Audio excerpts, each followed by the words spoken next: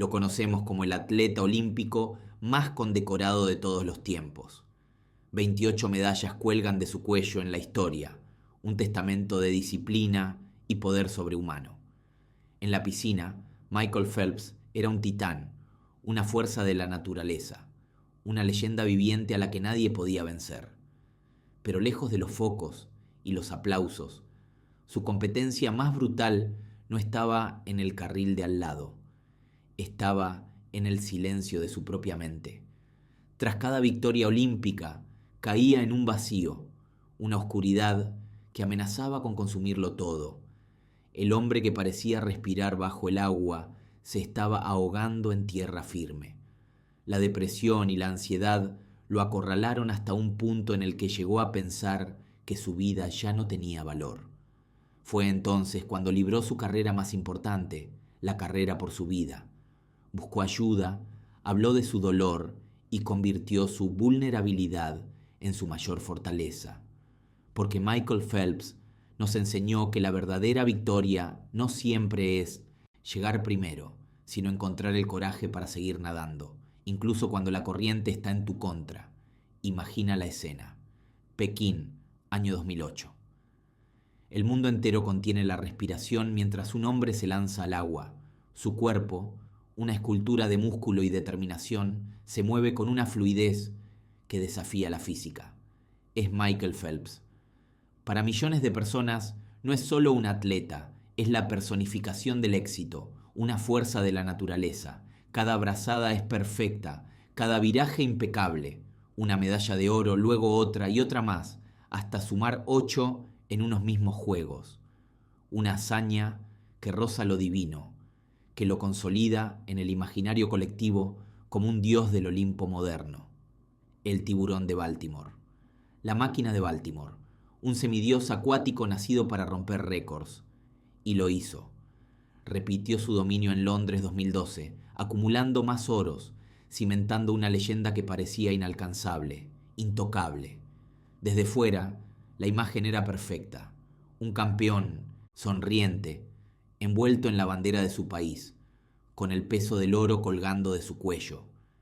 Era el sueño americano hecho realidad, el resultado de una dedicación sobrehumana, de una disciplina de hierro. Era el hombre que lo había conseguido todo.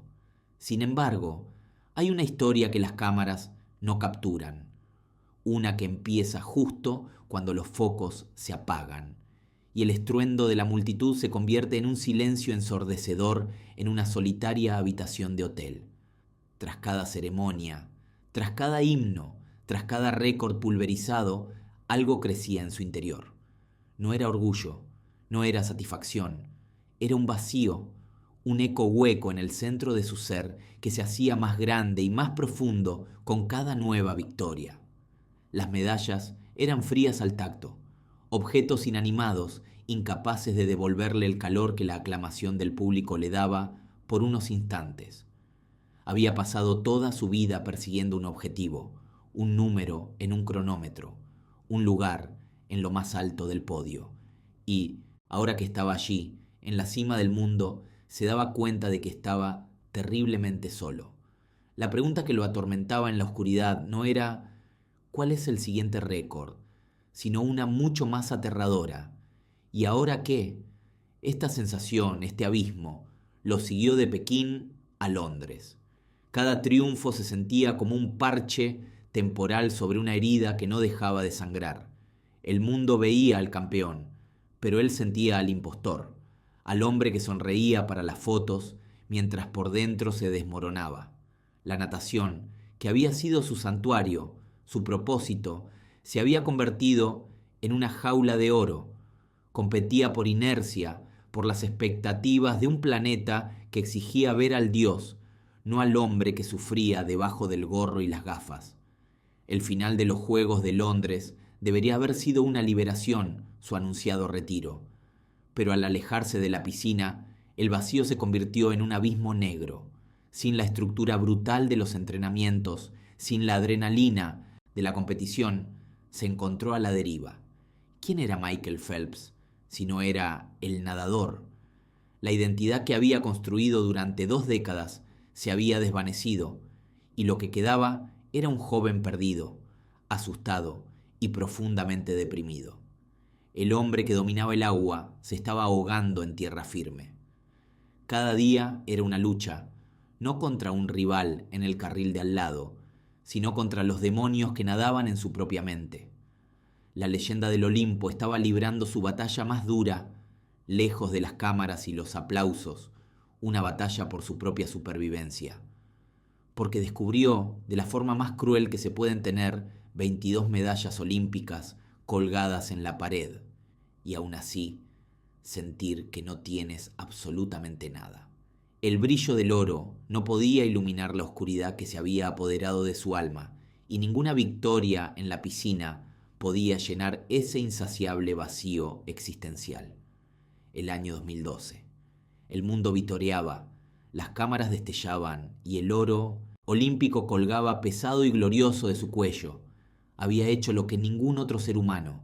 Era un titán, una leyenda viviente, el atleta más condecorado de la historia. Y con ese último triunfo dijo adiós. Se retiró en la cima del mundo. Pero ¿qué pasa cuando la música se detiene? ¿Qué ocurre cuando las luces del estadio se apagan por última vez y el rugido de la multitud se convierte en un silencio ensordecedor? Para un hombre cuya vida entera había sido una rutina de cloro, cronómetros y una disciplina sobrehumana, el mundo normal era un territorio desconocido y aterrador.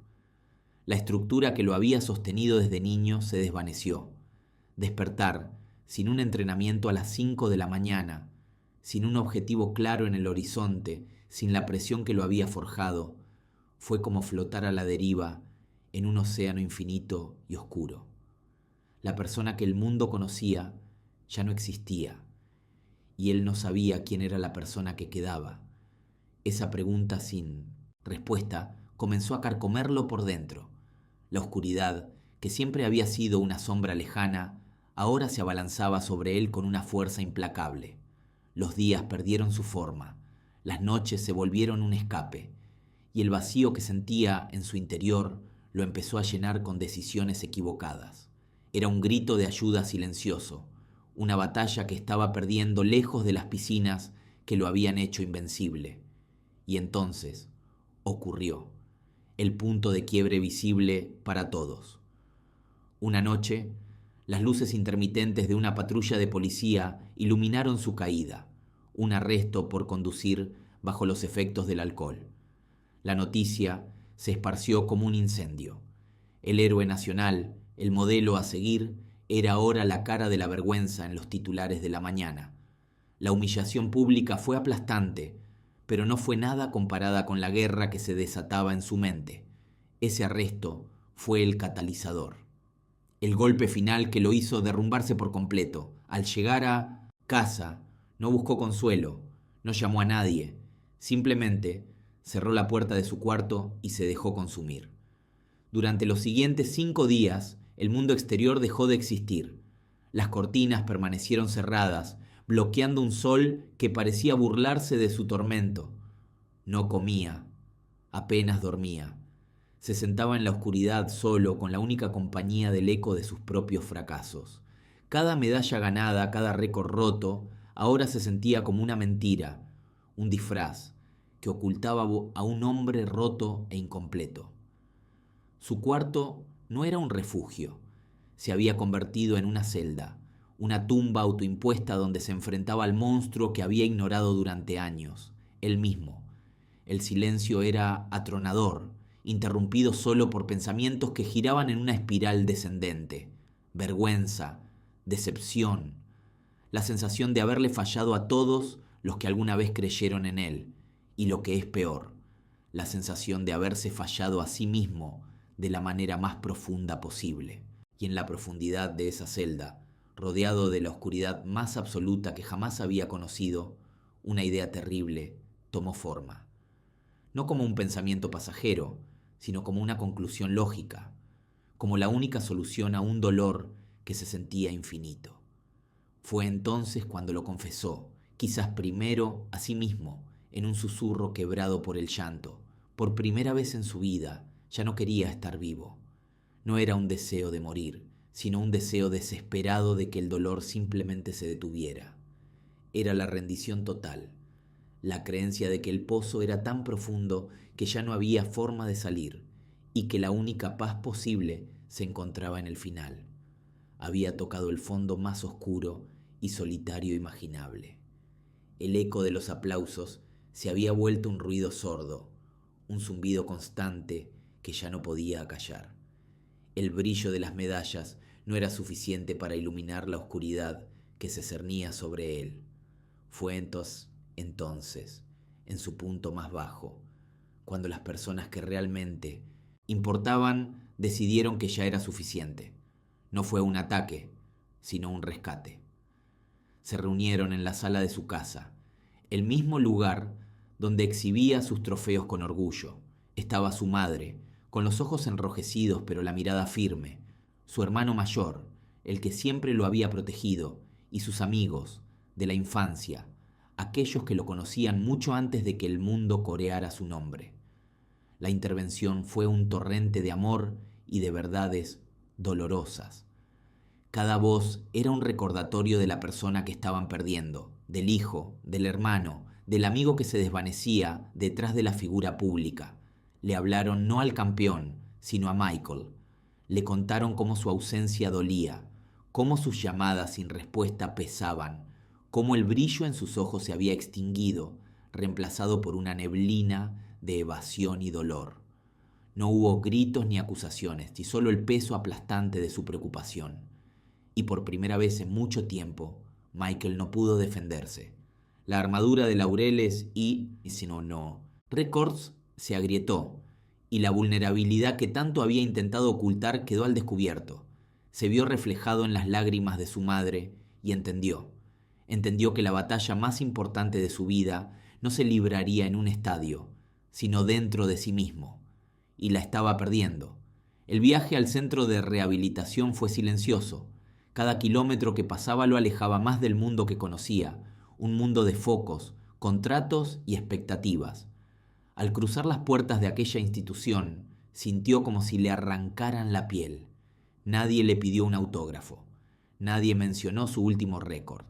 La mujer de la recepción simplemente le preguntó su nombre y le entregó un formulario. Era uno más, un número, un paciente. Allí dentro, despojado de todo lo que había definido su existencia, comenzó el proceso más arduo de su vida. Los primeros días fueron un infierno de anonimato. Estaba acostumbrado a ser el centro de atención, a que cada uno de sus movimientos fuera analizado y aplaudido. Ahora, su rutina consistía en hacer su cama, limpiar los baños y sentarse en círculo con extraños para hablar de sus demonios. Al principio, se resistió. ¿Qué podía tener él en común con esas personas rotas? Él era un ganador. Pero en esas sesiones de terapia grupal, escuchando historias de pérdida, de miedo y de arrepentimiento, empezó a reconocer fragmentos de su propia alma. Poco a poco, el campeón empezó a morir para que el hombre pudiera nacer. Tuvo que aprender a presentarse sin mencionar sus logros. Hola, soy Michael y soy un adicto. Esas palabras, tan simples y tan aterradoras, fueron el primer paso real hacia su recuperación. Aprendió a llorar sin vergüenza, no por una derrota deportiva, sino por el tiempo perdido y las personas a las que había herido. Descubrió que la verdadera fuerza no residía en levantar un trofeo, sino en admitir la propia debilidad, en pedir ayuda. Tuvo que confrontar el vacío que había intentado llenar con victorias y validación externa. ¿Quién era él sin los aplausos? ¿Qué valor tenía si no era el mejor? Fueron preguntas que lo atormentaron en las largas noches de insomnio. Y en la quietud de ese lugar, lejos del rugido de la multitud, encontró la respuesta. Era un hijo, un hermano, un amigo. Era alguien a quien le gustaba la música tranquila, que disfrutaba de caminar bajo la lluvia y que tenía un miedo irracional a las arañas. Era simplemente Michael, y por primera vez empezó a pensar que ser simplemente Michael podría ser suficiente. Esa fue la victoria más grande y silenciosa de toda su carrera. Entrar en esa habitación fue, en muchos sentidos, más difícil que zambullirse en el agua helada para una final olímpica. Allí no había multitudes, ni cámaras, ni la adrenalina del disparo de salida. Solo había un silencio denso, un sofá y otra persona que esperaba pacientemente a que él encontrara las palabras. Las primeras sesiones fueron un monólogo de frustración, de rabia contenida contra un mundo que solo parecía valorar el primer lugar. Hablaba de la presión, del cronómetro como un tirano implacable, del eco de las expectativas ajenas que retumbaba en su cabeza incluso en sueños. Poco a poco, con la guía adecuada, empezó a escarbar más profundo. Comprendió que los verdaderos demonios no estaban en las gradas ni en los carriles contiguos. Vivían dentro de él. Eran las voces de la duda, los fantasmas de cada carrera perdida por una centésima de segundo, el miedo paralizante a no ser suficiente. Y el demonio más grande, el que proyectaba la sombra más larga, tenía el rostro de su padre. No era un rostro de maldad, sino uno de una expectativa tan inmensa que se había convertido en una carga aplastante. Cada consejo, cada entrenamiento, cada palmada en la espalda venía con un peso invisible, el de sus propios sueños no cumplidos. Confrontar esto fue la parte más dura. No se trataba de culpar, sino de entender. Requirió una llamada telefónica que le hizo sudar las manos más que cualquier competición, y luego un café. Frente a frente, no como entrenador y atleta, sino, por primera vez en mucho tiempo, como padre e hijo. Las palabras torpes al principio dieron paso a una honestidad brutal y liberadora. Lágrimas que ambos habían reprimido durante décadas finalmente encontraron una salida. Y en medio de esa conversación, en una cafetería anónima, ocurrió el milagro. El lo siento del padre por la presión ejercida y el te perdono del hijo, que en realidad significaba me perdono a mí mismo. El nudo en el estómago, ese que había llevado durante años, comenzó a deshacerse.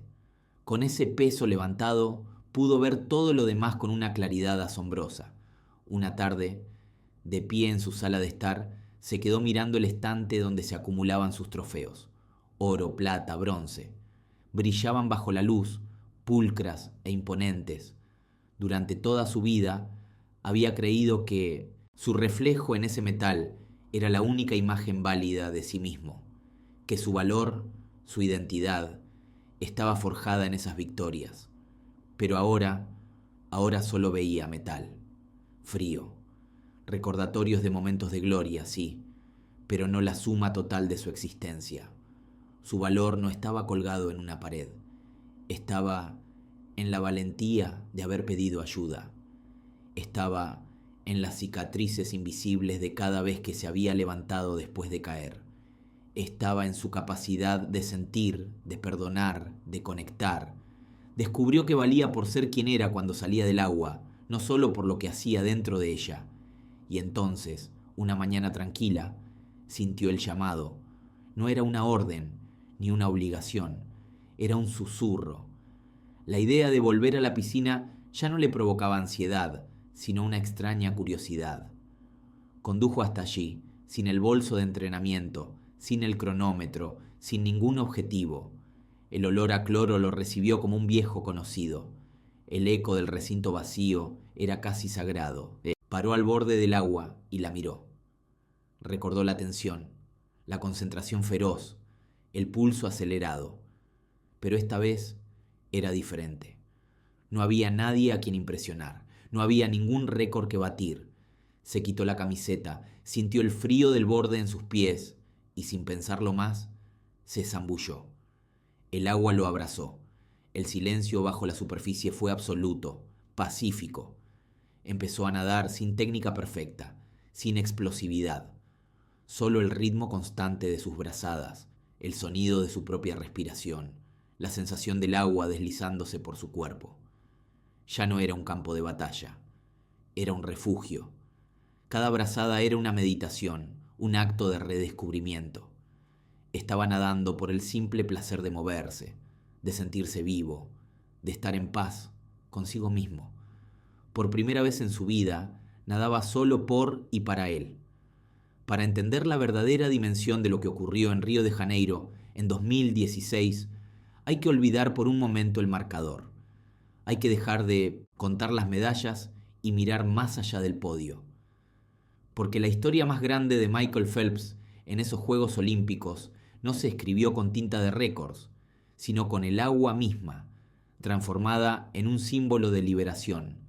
Llegaba a Brasil un hombre diferente al que habíamos visto en Londres 4 años antes. Aquel era una máquina, un prodigio técnico impulsado por la inercia del hábito y una presión asfixiante. Ganaba, sí, pero su mirada delataba un vacío, un cansancio no del cuerpo, sino del alma. Odiaba el agua, el mismo elemento que lo había convertido en leyenda. Se retiró como un rey que abdica a un trono que ya no desea. Pero después de la gloria vino la oscuridad, un descenso a los infiernos personales que todos conocemos, donde los demonios que lo acechaban fuera de la piscina casi lo ahogan en la vida real. Tocó fondo, y fue allí, en lo más profundo, donde encontró la fuerza no para volver a ser el de antes, sino para convertirse en alguien nuevo. Se permitió ser vulnerable, buscó ayuda, se reconectó con su familia y se convirtió en padre. Y con esa nueva vida llegó un nuevo propósito. El regreso a la piscina no fue por obligación, ni para demostrarle nada a nadie. Fue una elección, fue por amor, por el simple y puro placer de sentir el agua deslizarse por su piel. Cuando lo vimos en Río, algo había cambiado. La tensión en sus hombros había desaparecido. En la zona de preparación, donde antes veíamos una concentración feroz y aislada, ahora veíamos sonrisas, charlas con sus compañeros, una calma que desconcertaba. Era un veterano, un líder, pero sobre todo era un hombre en paz. Y entonces saltó al agua, y todo cobró sentido. Cada brazada no era un movimiento mecánico para cortar el agua y llegar antes que nadie. Era una exhalación, una liberación. Cada patada no era para propulsarse hacia una medalla, sino para alejarse de los fantasmas del pasado. El cloro en sus pulmones ya no quemaba como una obligación, sino que purificaba. Nadaba con una fluidez y una potencia que no nacían de la rabia o la disciplina, sino de una alegría profunda y contagiosa. Disfrutaba cada momento. La tensión de la final de los 200 metros mariposa, la camaradería de los relevos, la energía del público. Y cuando su mano tocaba la pared, su primera mirada no era para el cronómetro, sino para las gradas, buscando a su hijo Boomer, a su prometida Nicole. Las lágrimas que vimos en el podio no eran las de un campeón abrumado por la victoria, sino las de un hombre agradecido por haber encontrado el camino de vuelta a sí mismo. Por eso, Río 2016 fue su redención. No por las 5 medallas de oro y una de plata que se colgó al cuello. Esas fueron solo la consecuencia. La verdadera victoria fue invisible a los ojos del mundo, pero palpable en cada uno de sus gestos. Fue la victoria de nadar por fin, libre de la presión, del peso de la historia, de las expectativas de un planeta entero. Cada brazada era un manifiesto, la prueba irrefutable de que había vencido a su rival más duro, la depresión. En las aguas de Río, Michael Phelps no solo ganó más medallas, recuperó su vida y lo hizo lleno de una alegría que valía más que todo el oro del mundo. Lo hemos visto en el podio 28 veces. La mano en el corazón, el himno nacional de fondo y el oro, la plata o el bronce colgando de su cuello. La imagen de Michael Phelps como el titán de la natación, el atleta olímpico más condecorado de todos los tiempos, está grabada en la memoria colectiva del mundo. Lo asociamos con la perfección, la disciplina sobrehumana y la victoria incontestable. Pero la carrera más importante de Michael Phelps no se nadó en una piscina olímpica. Se está librando ahora mismo, fuera del agua, y su oponente es uno que todos conocemos, el silencio. Hoy, su misión más importante no es romper récords, sino romper el estigma sobre la salud mental. para entender esta nueva misión, tenemos que sumergirnos en las aguas profundas y a menudo oscuras que se escondían detrás de la gloria. Detrás de los flashes de las cámaras y los vítores del público existía un Phelps que luchaba batallas internas. Él mismo ha hablado abiertamente de los episodios de depresión severa que sufría después de cada ciclo olímpico. Imaginen la escena. Estás en la cima del mundo, has logrado todo lo que te propusiste y de repente las luces se apagan, las gradas se vacían y te enfrentas a una pregunta aterradora. ¿Y ahora qué? Ese vacío lo llevó a lugares muy oscuros, incluyendo pensamientos suicidas. Se sentía atrapado bajo el peso de las expectativas y la imagen del campeón invencible que el mundo había creado.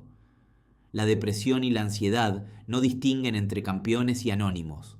Atacan sin importar cuántas medallas tengas. Y fue en su punto más bajo, cuando finalmente decidió buscar ayuda profesional, que encontró un nuevo propósito. Desde esa vulnerabilidad nace su mensaje más poderoso, una frase que ha resonado en todo el mundo: está bien no estar bien. Pensemos en lo revolucionario de esas palabras, viniendo de alguien a quien siempre se le exigió estar perfectamente. Es un permiso para ser humano, un recordatorio de que debajo de la capa de atleta, de profesional, de padre o de madre, hay una persona con sus propias batallas internas y que sentir ansiedad, tristeza o confusión no es un fallo del sistema, sino parte de la experiencia humana. Pero no se detiene ahí. Phelps nos enseña que el siguiente paso es crucial y es donde radica la verdadera valentía. Phelps usa su voz para recordarle al mundo que pedir ayuda es un acto de fuerza. En una sociedad que a menudo confunde el silencio con la fortaleza, él redefine el coraje. Coraje no es aguantar el dolor a solas hasta romperse. Coraje es levantar el teléfono, es decirle a un amigo no estoy bien, es sentarse frente a un terapeuta y admitir que no tienes todas las respuestas. Es, en esencia, tomar el control de tu propia salud, de la misma forma que un atleta toma el control de su entrenamiento, a través de su fundación, de documentales como El peso del oro y de cada entrevista que concede. Phelps comparte su propia historia sin filtros. Habla de sus ataques de pánico, de su terapia, de las herramientas que ha aprendido para gestionar sus emociones. Y al hacerlo, transforma su dolor en un faro para otros. El impacto es innegable. Cuando el atleta más condecorado de todos los tiempos se quita la armadura de invencibilidad y dice: yo también he estado ahí, yo también he sufrido, le da permiso a millones de personas para que digan lo mismo. Normaliza una conversación que durante demasiado tiempo ha estado relegada a las sombras, cubierta de vergüenza y malentendidos. Le demuestra a un joven atleta, a un veterano de guerra, a un oficinista o a un estudiante que su lucha es válida y que no está solo. Al final, el legado de Michael Phelps tendrá dos caras. Estarán las medallas, guardadas en los anales de la historia del deporte.